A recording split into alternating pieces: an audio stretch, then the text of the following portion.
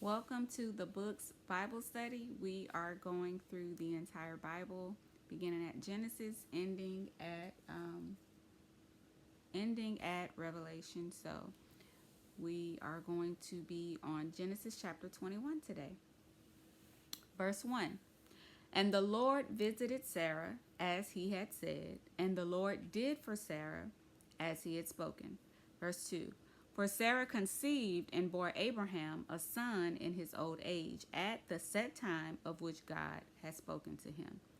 So God did exactly what he said. Now, Sarah was not married, right? This is not some immaculate conception. She's not with child of the Holy Spirit. This child came from Sarah and Abraham's body. This wasn't an adoption, right? There was not a surrogate. That means it took some belief or an act of faith in their old age, right, to come together to create this child.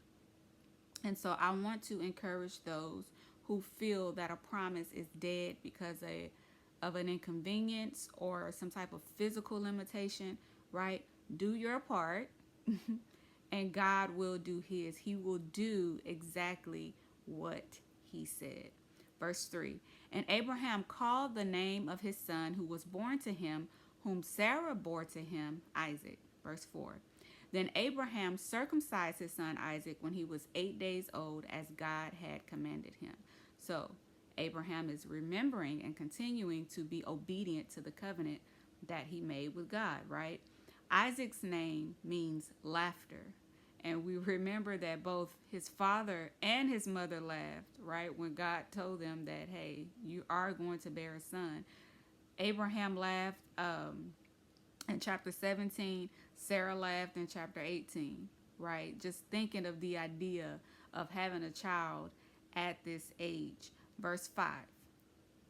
Now Abraham was 100 years old when his son Isaac was born to him.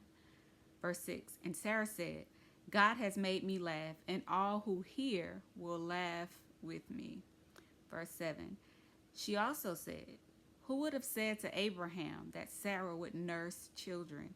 For I have borne him a son in this old age. So exactly what God said would be done was absolutely done.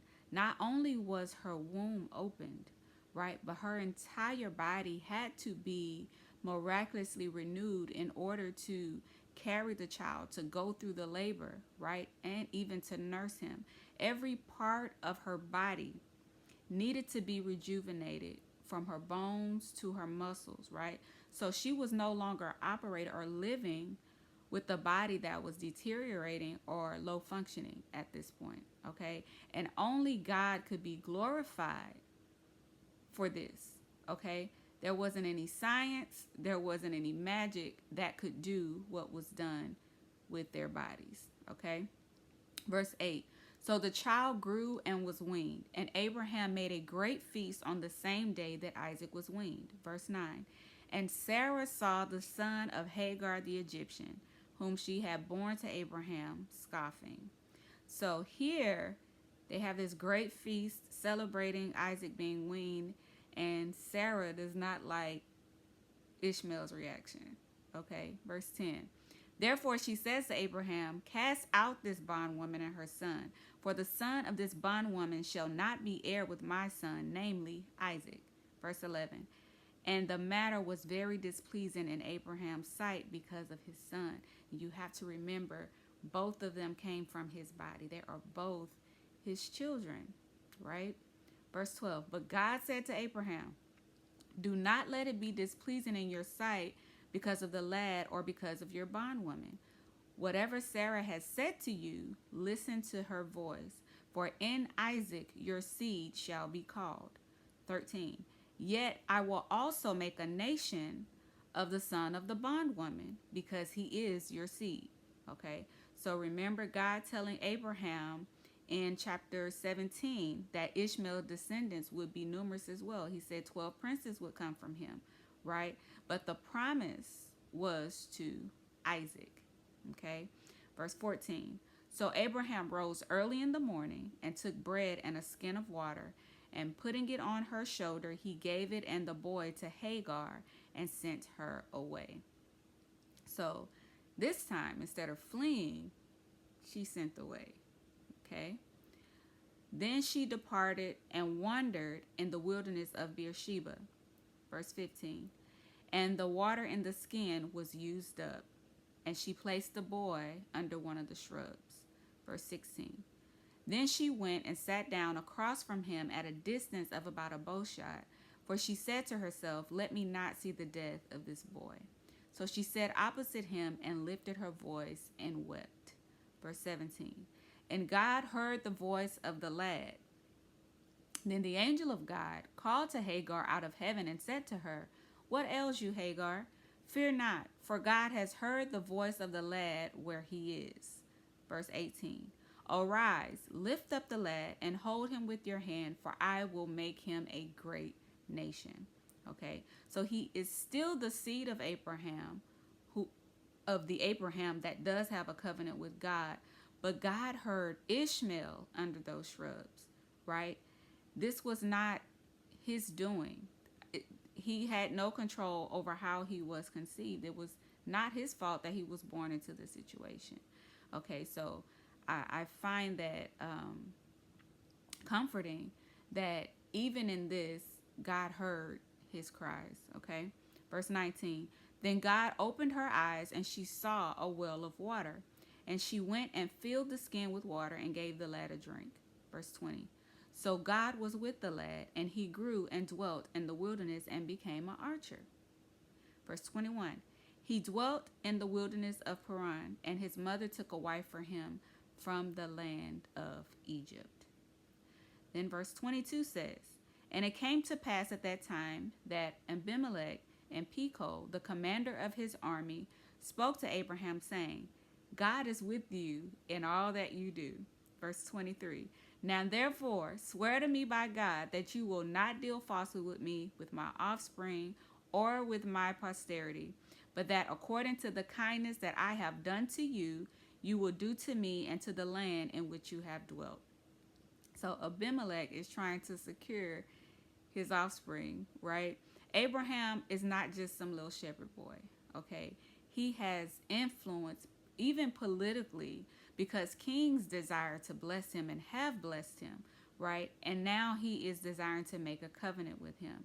And so they know that he is a man of God. They know that he is a man of integrity, right? And he wanted to attach himself to someone like Abraham. Verse 24, and Abraham said, I will swear. Verse 25, then Abraham rebuked Abimelech because of a well of water which Abimelech's servants had seized. Okay, so remember, rebuke means to reveal the wrong and then also establish what's right. Okay, verse 26, and Abimelech said, I do not know who has done this thing, and you did not tell me, nor had I heard of it until today. Verse 27, so Abraham took sheep and oxen and gave them to Abimelech, and the two of them made a covenant. So remember, covenant is between two people who have relationship and both have an obligation to uphold that covenant, right? So there's a duty, there's an act, there's something that is required for both parties to uphold that covenant. Verse 28, and Abraham set 7 ewe lambs of the flocks by themselves. Verse 29, then Abimelech asked Abraham, what is the meaning of these 7 ewe lambs which you have set by themselves? Verse 30, and he said, you will take these 7 ewe lambs from my hand, that they may be my witness that I have dug this well. Verse 31, therefore he called that place Beersheba, because the two of them swore an oath there. Verse 32, thus they made a covenant at Beersheba. So Abimelech rose with Phicol, the commander of his army, and they returned to the land of the Philistines. Verse 33, then Abraham planted a tamarisk tree in Beersheba, and there called on the name of the Lord, the everlasting God. And Abraham stayed in the land of the Philistines many days.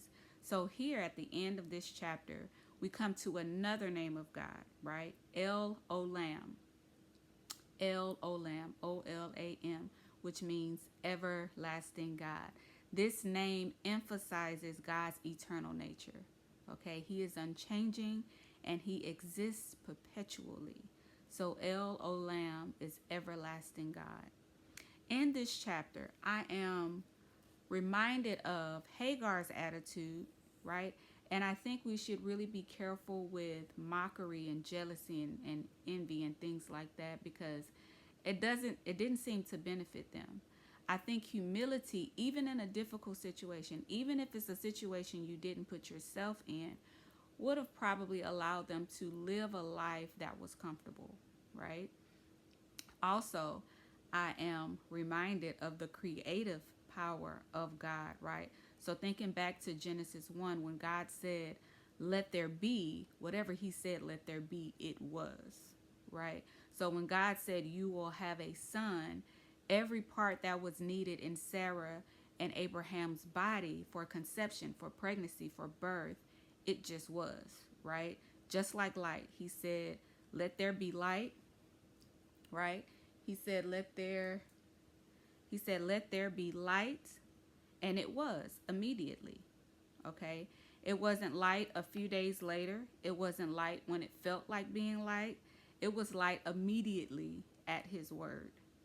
So when it was time for Sarah to conceive, carry the baby, and birth him out, everything that was needed became what it needed to be when God told it to. Okay, so that are the two kind of takeaways that I take from this. Also, if God has made you a promise, then his word has already went to work when he said it, right? So at the appointed time, you just make sure that you are ready and you're not busy or being distracted with the Ishmaels that you may have created, right? So that concludes chapter 21, and we will continue on with chapter 22. I will see you all at 8 a.m. God bless.